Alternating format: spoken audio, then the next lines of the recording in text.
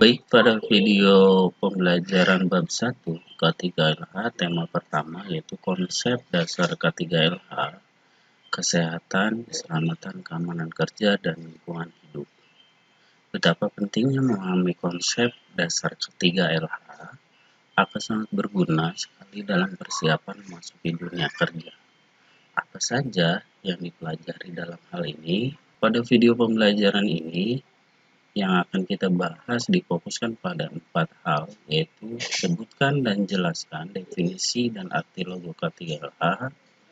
2. Jelaskan dasar dan landasan hukum K3LH. 3. Bagaimana konsep penerapan K3LH di lingkungan sekolah.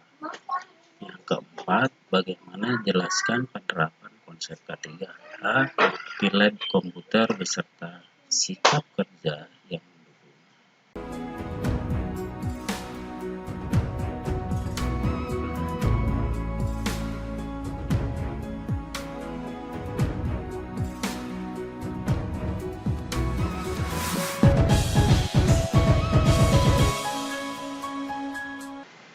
Definisi K3LH dari segi singkatan adalah kesehatan, keselamatan, keamanan kerja, dan lingkungan hidup. K3LH ini merupakan multidisiplin ilmu, baik dari segi kesehatan, masyarakat, kemudian ilmu perilaku, alam, teknologi, dan lain sebagainya. Baik dari segi kajian maupun ilmu terapan. Intinya dari K3LH ini menciptakan kondisi sehat dan selamat bagi pekerja di tempat kerja maupun lingkungan sekitar, sehingga diharapkan meningkatkan efisiensi dan produktivitas kerja. Bukan? Yang kedua, kita akan bahas tentang simbol K3LH. Ini adalah simbol K3LH di mana ada gerigi, kemudian ada tanda silangnya, kemudian backgroundnya putih. Apa maknanya? Tanda silang itu berarti bebas dari kecelakaan dan penyakit akibat kerja. Kalau roda gigi ini melambangkan dengan kesegaran jasmani dan rohani. Warna putih pada backgroundnya itu menunjukkan atau bermakna bersih dan suci. Untuk warna hijau ini simbol dari selamat, sehat, dan sejahtera. Kemudian 11 roda gigi itu melambangkan ada 11 bab dalam Undang-Undang Nomor 1 Tahun 1970 tentang keselamatan kerja. Jelas ya? Sehingga di sini dasar dan landasan hukum untuk penerapan K3LH adalah Undang-Undang Nomor 1 Tahun 1970 tentang keselamatan kerja. Selanjutnya yaitu apa sih tujuan K3LH ini? Ada 3 topik untuk tujuan K3LH. Yang pertama yaitu tentang perlindungan kepada tenaga kerja. Kemudian melakukan pemeliharaan terhadap sumber produksi, dan yang ketiga memberikan sebuah jaminan terhadap keselamatan semua orang yang ada di dalam tempat kerja. Itu ya, ingat tujuannya fokusnya 3: perlindungan, pemeliharaan, dan juga menjamin keselamatan. Udah? Baik, kita bahas poin yang ketiga, yaitu tentang syarat-syarat K3LH. Menurut undang-undang tadi, ingat Nomor 1 Tahun 1970 tentang selamat kerja, ada 18 syarat K3L, mulai dari mengurangi kecelakaan kerja, bahaya peledakan, mengurangi pemadaman kebakaran, alat pelindung diri, P3K, jalur evakuasi. Ini perlu ya, di sebuah workshop atau tempat kerja harus ada jalur evakuasi. Kemudian mengendalikan penyakit akibat kerja dan keracunan, penting mencegah mengendalikan timbulnya penyebaran suhu, debu, atau kelembaban. Suhu, kelembaban di lingkungan kerja itu juga diatur. Kemudian penerangan, menyediakan ventilasi, sanitasi juga, dan kemudian aliran listrik. Kemudian kebersihan, kesehatan, dan ketertiban. 18 poin ini menjadi syarat-syarat K3L yang diamanahkan Undang-Undang 1 tahun 1970. Selanjutnya, bagaimana konsep K3L diterapkan di lingkungan sekolah?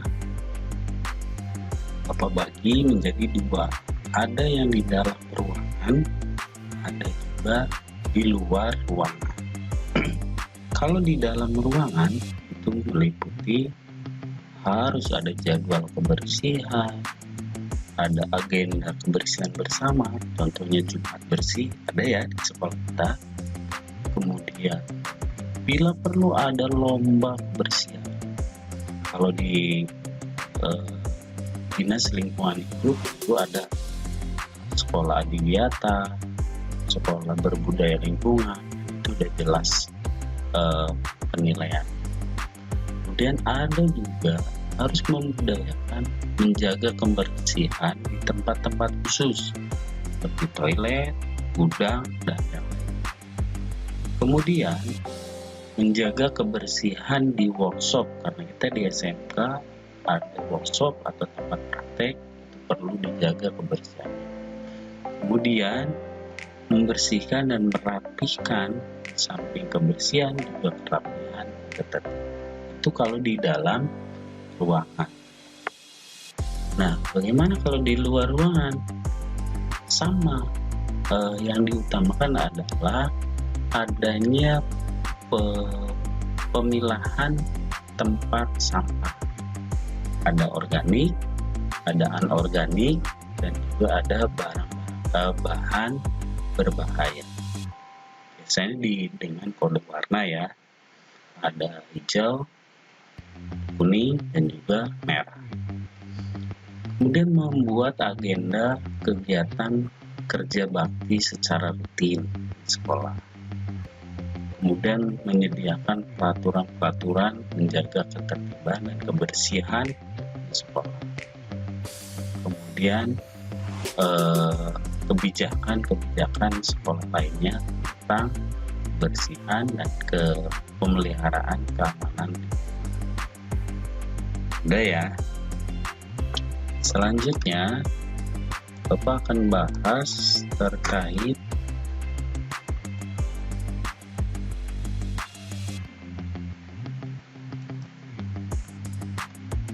bagaimana menerapkan prosedur K3L di laboratorium komputer. Ada dua, ada penataan ruang kerja, ada juga kelengkapannya. Kalau penataan ruang kerja itu diatur sirkulasi udaranya, tata ruangnya, kemudian penempatan peralatannya, sampai tersedianya alat pemadam kebakaran. Nah, ada lagi yang penting, pengaturan pemasangan peralatan listrik dan sumber listrik serta penghubung listrik, itu penting. Kemudian kelengkapan dari segi kelengkapan harus memiliki struktur organisasi di SDM. Ada kepala lab, kemudian toolman, dan yang bertanggung jawab hal-hal lain. Nah, yang paling penting tata tertib, kemudian prosedur penggunaan alat, kemudian SOP-nya, standar operasionalnya. kalau minjem alat bagaimana, kalau dirawat bagaimana, dan seluruh aktivitasnya, akademikanya harus menaati tertib yang sudah ada. Kemudian, ini yang paling penting, bagaimana sikap kerja kita di ruang lab komputer. Satu, dari segi pakaian, harus pakai pakaian praktek khusus. Kemudian ketika memasuki, tentunya memahami tata tertibnya itu dan melaksanakan, menjaga kebersihan, kemudian menggunakan alat sesuai prosedurnya. Kemudian ingat, ransel atau hal lainnya tidak boleh dibawa, makanan tidak boleh dibawa oleh komputer. Kenapa? Mengganggu mobilitas juga kebersihan lingkungan di dalam ruangan. Itu saja yang bisa Bapak sampaikan pada materi kali ini. Dari pemaparan tadi bisa disimpulkan bahwa konsep K3LH itu penting dipelajari dari mulai logo, syarat-syarat, tujuan, dan sasaran. Yang paling terpenting, ini sumbernya dari mana?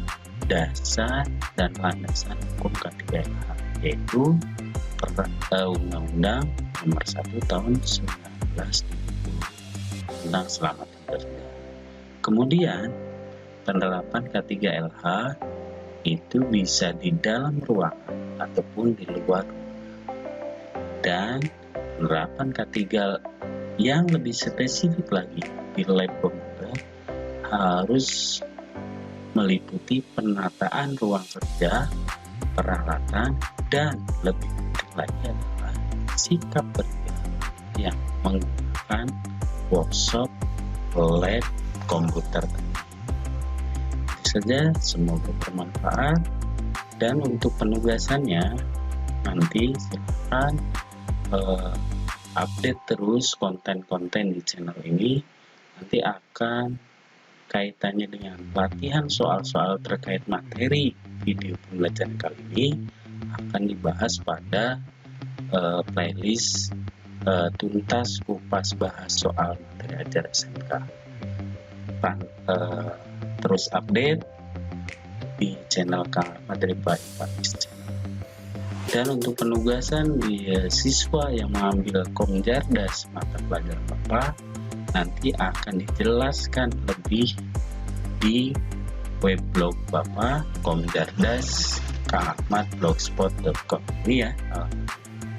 Kemudian untuk menutup di video pembelajaran tema 1 ini, konsep dasar K3LH, Bapak ingin berpesan, ada satu pesan karakter buat pemirsa, sahabat, edukasi sekalian yang menyaksikan video ini, yaitu bukan banyaknya teori yang hafal, tapi setetes makna yang kau pahami dilakukan dan disebarkan manfaatnya untuk yang membutuhkan. Semoga bermanfaat. Terus pantui dan update di channel ini. Semoga ada manfaat dari video pembelajaran ini. Ada yang kurang mohon dimaklumi, dan jika ini konten ini bermanfaat silakan share sebanyak-banyaknya. Semoga menjadi ladang amal buat kita semua. Terima kasih. Saya cukupkan materi pagi. Assalamualaikum warahmatullahi wabarakatuh.